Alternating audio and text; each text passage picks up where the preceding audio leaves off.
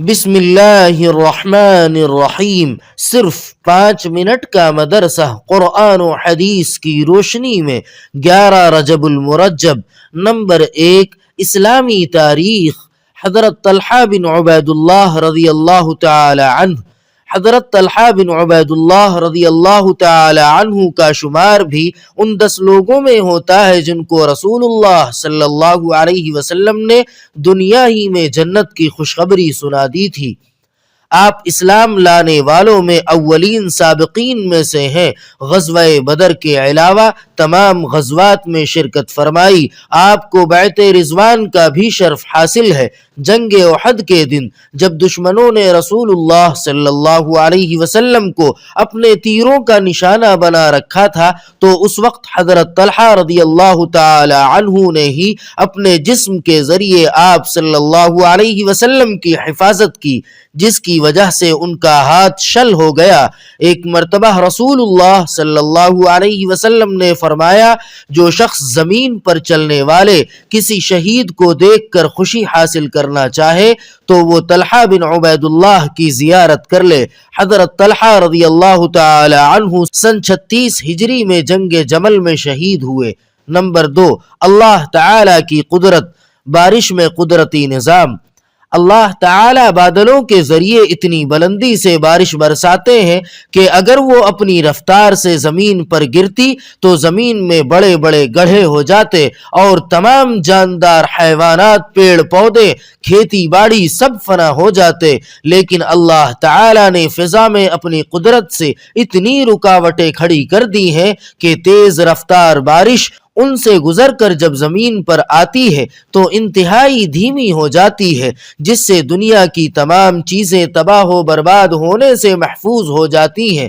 بے شک یہ اللہ تعالی کا قدرتی نظام ہے جو بارش کو اتنے اچھے انداز میں برساتا ہے۔ نمبر 3، ایک فرض کے بارے میں، بیوی کی وراثت میں شوہر کا حصہ۔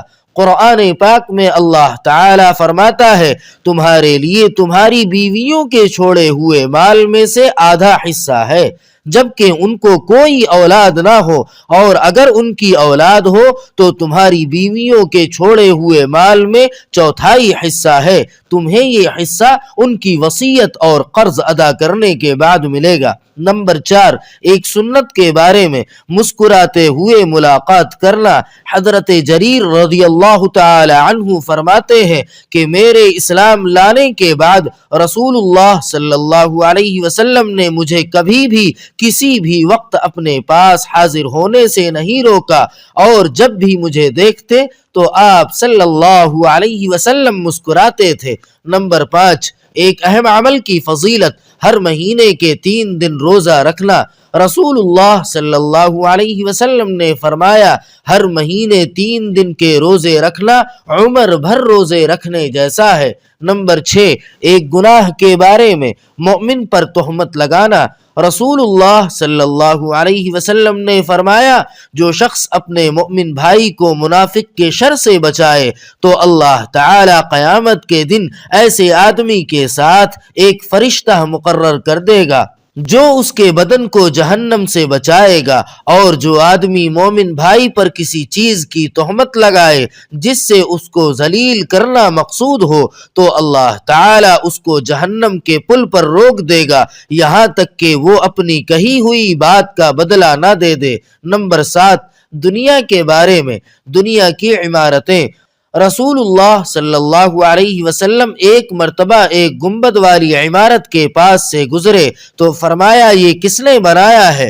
لوگوں نے بتایا کہ فلاں شخص نے۔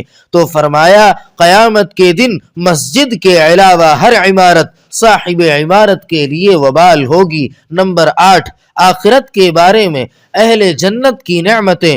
قرآن پاک میں اللہ تعالی فرماتا ہے، قرآن پاک پر عمل کرنے والوں کے لیے ہمیشہ رہنے والے باغات ہیں جن میں یہ لوگ داخل ہوں گے، وہاں ان کو سونے کے کنگن اور موتی پہنائے جائیں گے، وہاں ان کا لباس ریشمی ہوگا۔ نمبر 9، طب نبوی سے علاج، بیماری سے بچنے کی تدبیریں۔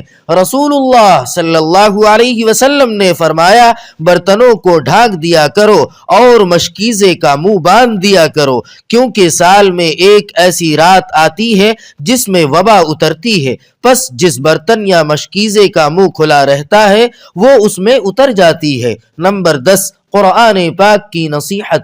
قرآن پاک میں اللہ تعالی فرماتا ہے تم عورتوں کو ان کے مہر خوش دلی سے ادا کیا کرو، ہاں اگر وہ عورتیں اپنی خوشی سے اس مہر میں سے کچھ تمہارے لیے چھوڑ دیں تو اس کو لذیذ اور خوشگوار سمجھ کر کھا لیا کرو۔ سبحان ربک رب العزت عما یصفون وسلام علی المرسلین والحمد للہ رب العالمین۔